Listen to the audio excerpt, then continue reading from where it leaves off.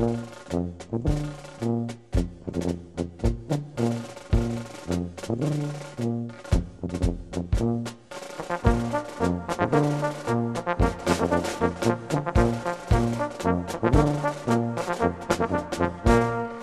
sta hier voor het clubgebouw van Schutterij Sint-Willibrordus uit Mijl. Genomineerd voor de cultuurprijs Pele Maas. Je kent ze waarschijnlijk ook wel van het winnen van het OLS 2019. We gaan dadelijk nader kennis maken met het zestal dat deze prijs heeft gewonnen destijds. Ik sta hier bij de tafel met het zestal dat vorig jaar het OLS heeft gewonnen. En ik heb zelfs begrepen ook de buksmeester is aanwezig. Jullie hebben nominatie ontvangen voor de cultuurprijs Pele Maas 2020. Als schutterij en mede natuurlijk ook door het winnen van het OLS. Wat was jullie eerste reactie? Ja, het was verrassend. Ja, leuk. Fijn. Ja, kei mooi. Het is toch een stuk waardering weer van de gemeenschap wat we krijgen. Supermooi. Ja, gewoon geweldig. John. Hartstikke John.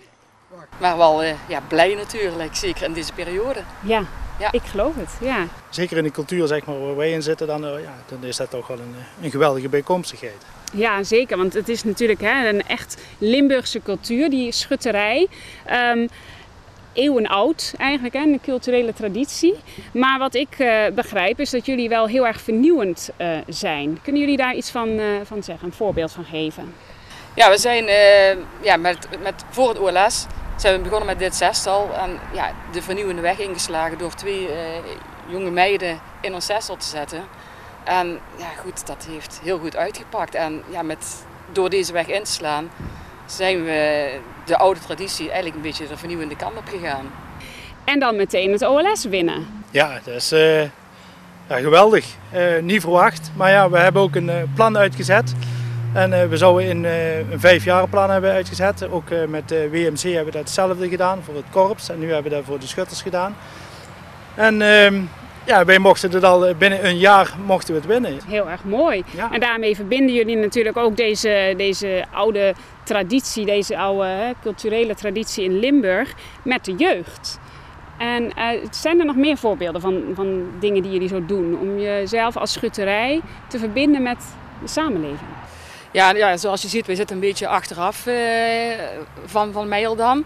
Maar we proberen ons gewoon als schutterij wel in de gemeenschap te laten zien door met activiteiten in Mijl zelf mee te doen. Zoals we hebben de oliebollenactie jaarlijks met oudjaar, waar we huis in huis gaan om de oliebollen te verkopen. Maar ook om mee te doen aan een toneelvoorstelling. Ja. Als schutterij? Ja. Als schutterij, ja. Leuk. En zelf ook, zeg maar, de Sinterklaasintocht doen we mee. Ja. En zo hebben we nog meerdere activiteiten zeg maar, binnen in Pele Maas. Ja, in Mijl dan, zeg maar, die gaan we ook meelopen. Echt verbonden met de gemeenschap hier in Mijl. Heel erg mooi. Ja, en toen was daar het winnen van het OLS. En jullie waren denk ik volop in de voorbereiding. Ja. En toen kwam corona.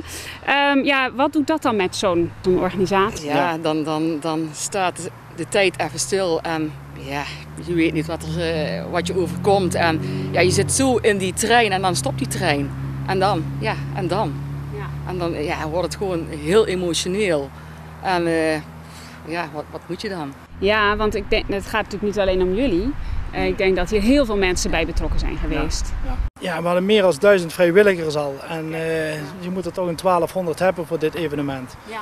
En nou was het zo zeg maar, dat de corona inderdaad kwam. En dat viel toch wel erg tegen, laat het zo zeggen. Ja. Anders waren we nu zeg maar, in feite klaar. Zouden jullie kunnen zeggen wat jullie als schutterij uniek maakt?